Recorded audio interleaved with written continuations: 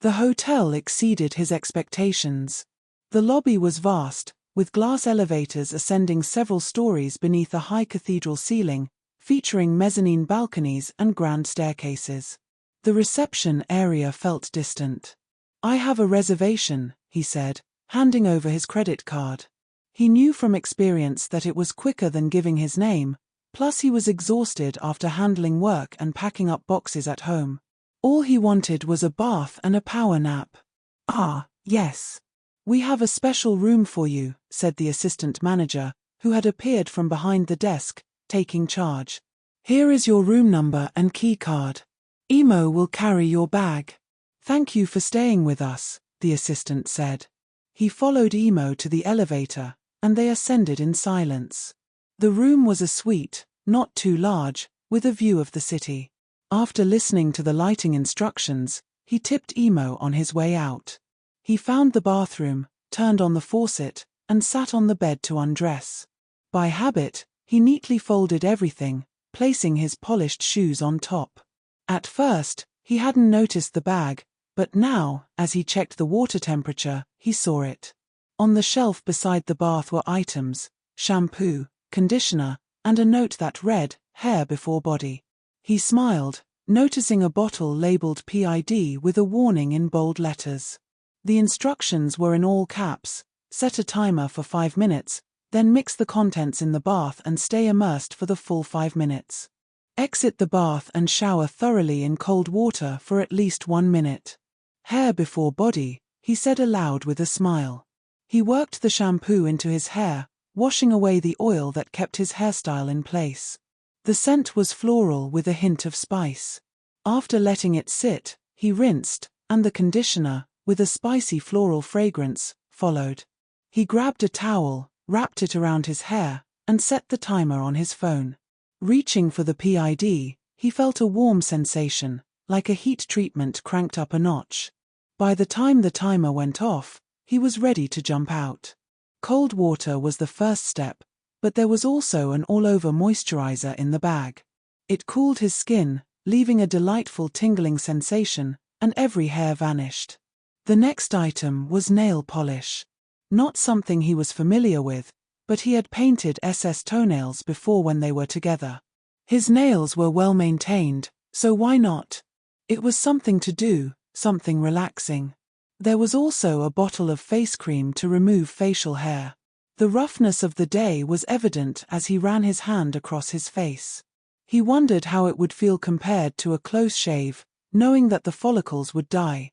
The instructions were straightforward: apply a mask for 5 minutes, then use a cold, wet washcloth followed by moisturizer. He looked at the bottle, holding it in his hand, feeling completely exposed, not just of clothes, but of hair. How free could a person truly be? He sat at the mirror and carefully applied the cream, following the instructions. After completing the rest, he decided to apply it beneath his eyebrows as well, then moved to the walk-in wardrobe.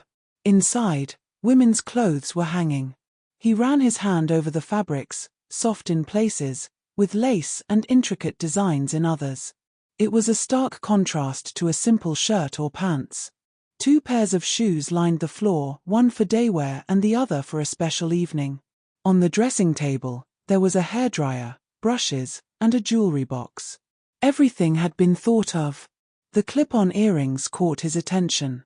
In one drawer, there was underwear, panties and bras with gel inserts to create shape where it was lacking. In another drawer, he found stockings in various shades and patterns, all neatly packaged. The timer went off, and he quickly went to the bathroom, tearing off the mask and tossing it in the toilet before pressing his face into a cold, wet towel. When he pulled the towel away, he looked into the mirror and was startled. Was it the hair removed from between his eyes and brows that made the difference? At least everything was balanced and even. If he had gone too far, it could be fixed. This wasn't his town, and he wasn't here to be himself. He was here to be someone else. He applied the moisturizer carefully to his face, feeling as though his skin had been reborn. He had never paid much attention to skincare, but that was about to change. This was something he could enjoy doing, maybe even twice a day. He felt his cheekbones and the softness of his face. How had he not appreciated it before? Does it need to be hair-free to truly be appreciated for what it is? He pulled the towel from his hair and realized the shampoo or conditioner, maybe both, had lightened his hair. It was almost blonde now, especially when dry. He picked up the hairdryer, working through the strands with his fingers before using a brush to curl it under. His hair was full and long, yet he had kept it hidden from everyone. Some changes were harder to undo, but if you want to keep your options open, you need to know that. The hair was almost the perfect smooth bob, even with his unskilled hands. Clothes were just a cover, and in the end, it was about making choices, choosing what to wear, and if you don't like it, take it off. But first, the underwear. It was all there, little panties with a panel in front to conceal hairless skin, a tight bustier with gel inserts to create cleavage from his smooth chest, and then the perfect dress and shoes. The earrings were optional, but the handbag chose itself, it was just right. A touch of makeup would complete the look. Could he do it? Eyeliner was tricky, mascara needed to be light, and lipstick could be adjusted as needed. The key was not to overdo it, this wasn't a drag show. The thought of a power nap was gone. He felt energized. More than that, he felt beautiful.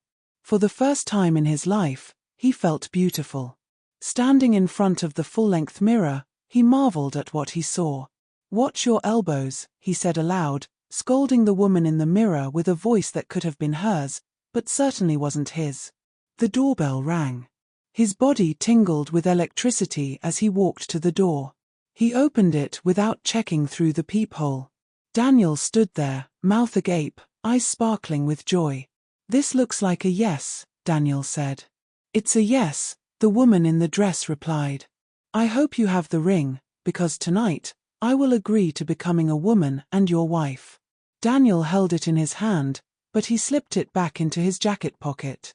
He needed both hands and arms free to pull her in and kiss her, as deeply as any man ever kissed a true woman.